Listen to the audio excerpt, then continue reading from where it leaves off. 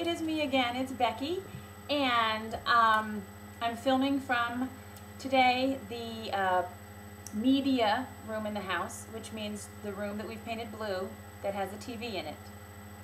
That's our media room. And we have a computer, and this is where the kids go when I want them to get hypnotized by a television set or a computer screen and lose all connection to relationships and their mental development. This is basically our destroy your child room. And I hope you have one, because we all need to do that. All right, I want to talk to you today about what I think is a real key to helping you feed yourself instead of just eating all the time. I've been saying stop eating and start feeding yourself, but that's sometimes easier said than done. And so what I want to talk to you today about, and I want to do it face to face or face to you versus blog about it in written form, because I think we can get through it quicker. I want to talk to you about satisfaction. One of the things that I think is going to be the biggest key for you, if it works the way it worked for me, is to start living your life with satisfaction as the goal, and not indulgence as the goal, and not performance as the goal. My hope for you is that as you get deeper into this dance party for one, and you get to know yourself better, and you develop new ways of feeding yourself, my hope for you is that you will be able to end your day satisfied with the woman that you are. Satisfied. We strive for perfection. We strive for excellence all the time, and that's great. I'm not diminishing that. There are certainly areas in our life where we need to pursue excellence. But I want you to start pursuing satisfaction. Not mediocrity, not necessarily being average, but simply being satisfied. When you ask your kids to help you with a job around the house, is it impossible for them to satisfy you with your standards? Or are you satisfied with the fact that they put forth effort? Are you satisfied with your house looking okay and not looking perfect in terms of how it's cleaned? I'm satisfied with that, I'll tell you right now. I'm satisfied with the job that my kids do in the house. I'm satisfied with the way they clean the bathroom most of the time, because that means I don't have to clean it, and that means they're learning a skill and they're contributing to the family. I want you to learn how to be satisfied with yourself and accept yourself, and not be always putting pressure on yourself to be perfect. I think that's part of our problem, is we want to be perfect.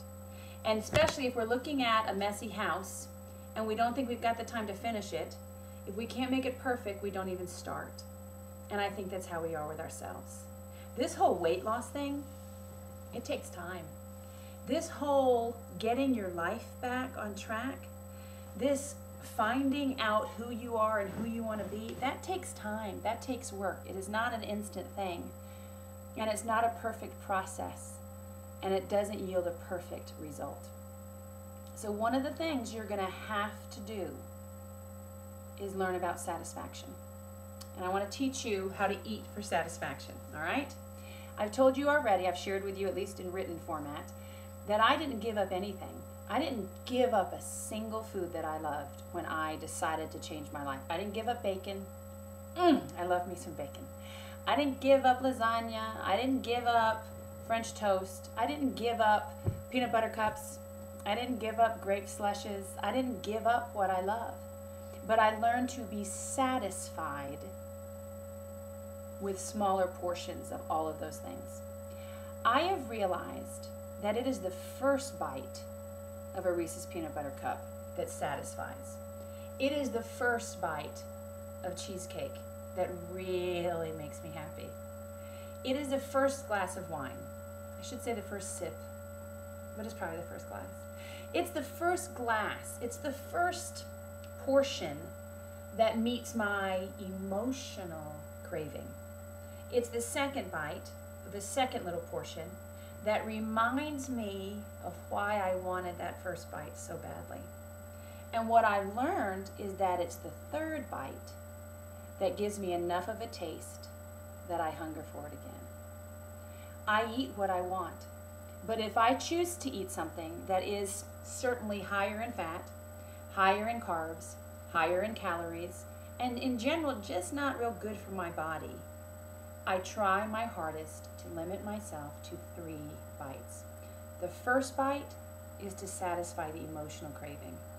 The second bite is to remind me of why I craved that item so much. And the third bite is to satisfy. It's that extra bite that gives me the taste of what I want to come back for next time. If you will, keep yourself eating for satisfaction, 3 bites. You will find yourself full. Now, it's important to make good choices, and 3 bites of cheesecake at every single meal is still going to lead you down a path that's not good for you. The other thing I think we do is we buy a cheesecake or we order a cheesecake, and we think that's the very last cheesecake we are ever going to have for the rest of our lives. And we treat every meal, every opportunity to sit down, as our last supper or our last breakfast or our last lunch. When you ask a prisoner, when a prisoner's on death row and they're going to get to have their last meal, they load up with their favorite stuff. And the prison warden, or whatever his name is, assures that they get that last meal, whatever they want, because it's the last time they're ever going to be full. This is not your last day for cheesecake. This is not the last time you're ever going to have a burger. This is not your last slice of pepperoni pizza. This is not your last plate of lasagna. This is not your last whatever it is. And we've got to stop eating as though it is. Realize you will live to have another cheesecake another day. And if you can satisfy yourself on 3 bites, you'll fill that emotional need. Because the only reason you eat dessert is for emotions. You realize that, right? You realize dessert has nothing in it for you except an emotional connection. That's what dessert is. It's that little sweet treat at the end. And there's nothing wrong with having dessert. But limit yourself to your first bite, your second bite, and your third bite. For me, it's not dessert. My issue is not dessert. My issue is potatoes. I don't think I've ever met a potato prepared in any way possible that I don't absolutely love. I love me some starch. And I love me some cheese. And I like it fried. I like things fried. And I eat things fried. I'm not here to banish any food from your life, or tell you a diet to go on, or tell you what weight program to join, or what exercise to do. I'm here to tell you to find what you like and do it for satisfaction. Okay? Think you can try that? Can you try eating for satisfaction instead of eating for that full feeling where you have to unbutton your pants and your sides roll out over your jeans? Stop eating to feel numb. Stop eating to make yourself uncomfortable. Stop eating to please somebody else. Stop eating to clear your plate so you're not wasting.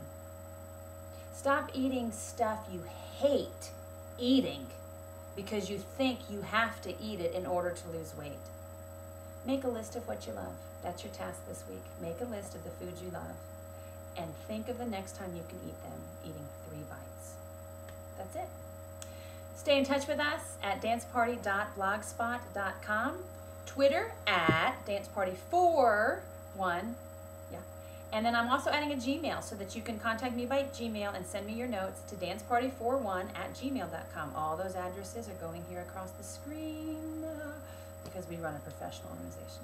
That's all I've got for you. Stop eating and start feeding yourself 3 bites, and you'll be glad that you did. Stay in touch, write to me, sign up, follow, and tell your friends. Thanks. Bye.